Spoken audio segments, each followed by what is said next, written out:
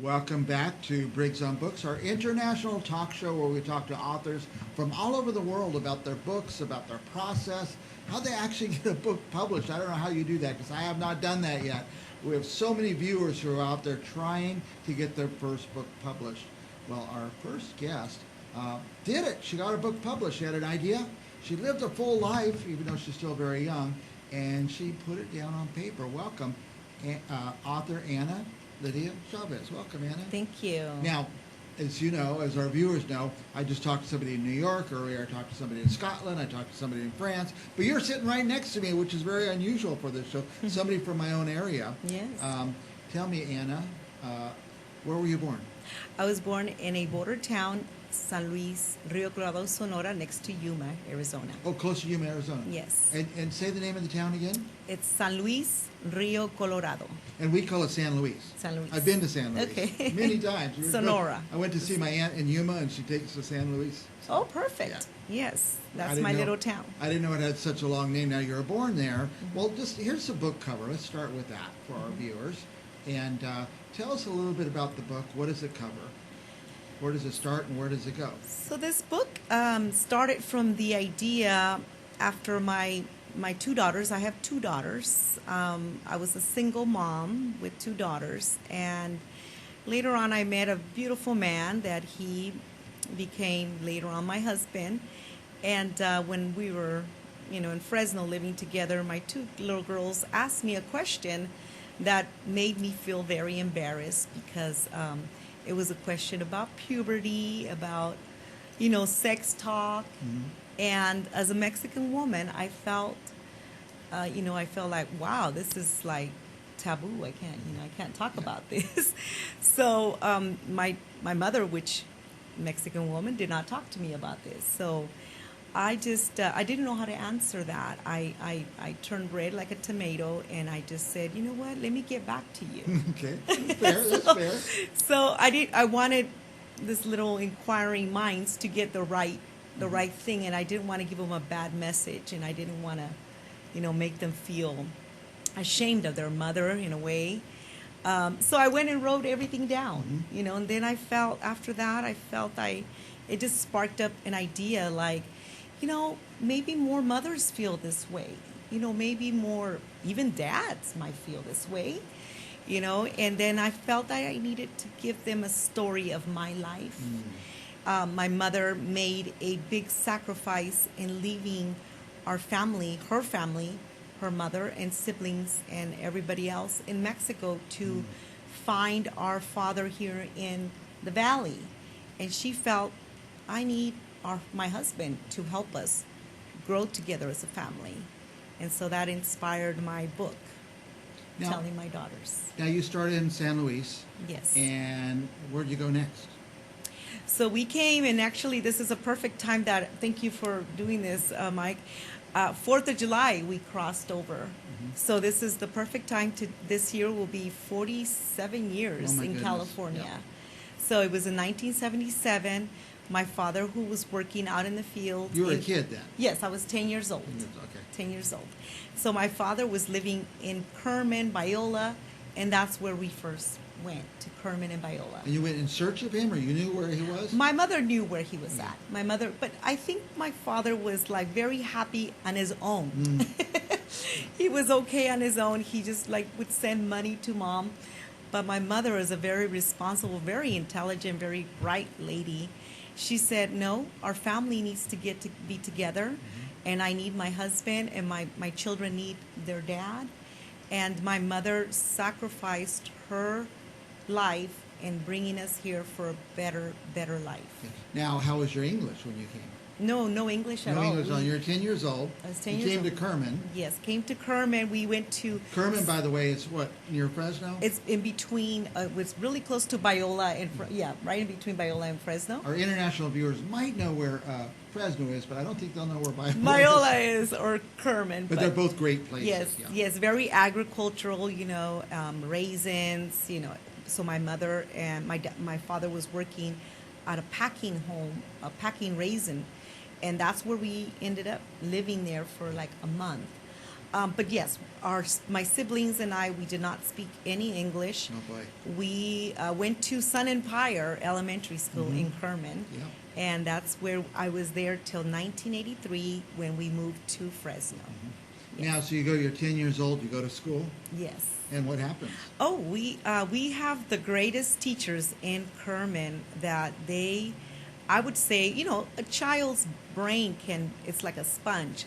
So at 10 years old, they were teaching us individually English. Mm-hmm. We were like in front of a video, just listening on headphone sets, listening English, translating in Spanish, and 6 months we were all fluently speaking English. The reason I ask you this question is because that's a Central Valley story. Yes. I mean, there's a lot of the stories just like yours. Yes. But a lot of people that live around here, we don't know those stories. Yes. That's why I'm going to read this book. Yes, and I talk about what went through our childhood. It wasn't that easy. It wasn't easy. It was like we had to go through some bullying. We had to go through some, just harsh stuff that we went through.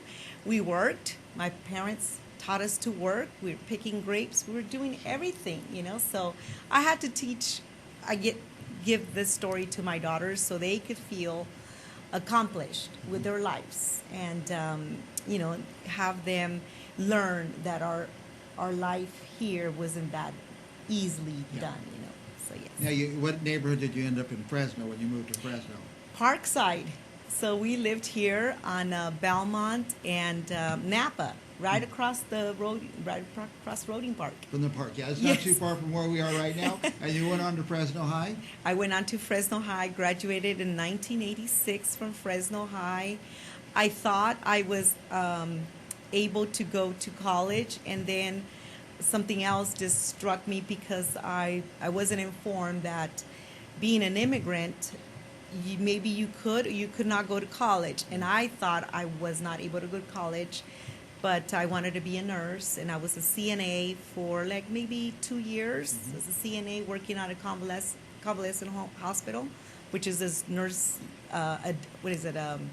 the assisted living Mm-hmm. centers now. That's what they're called. So then after that, I got married. Mm-hmm. Got married. One thing left to another? Yes.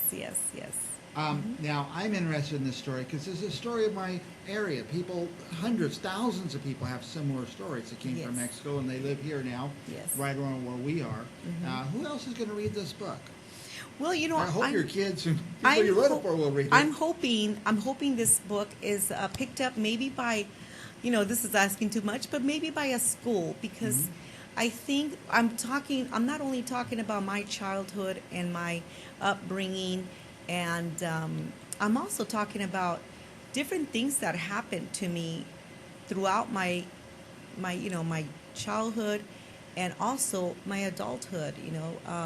I later on felt that it was very important for me to go back to school because my mother made a sacrifice for us to be better. So in 2009, I went back to school. Oh, you did? Nice. I went to Fresno City College, and in 2015, I graduated next to my daughter who was graduating. Oh, wow. We walked together. I did a crim major bachelor's degree, and my daughter did psychology. Nice. So I just felt that even though we go through so many things in life, we can accomplish a lot of things, and I just wanted my mom to feel proud of me that she did this sacrifice in bringing us here to better our lives, and I wanted her to feel proud, and she's still alive, and she is proud of me every day. And she's here. She's here in Fresno. Now, you yes. still speak Spanish, I hope? I sure do. What a great...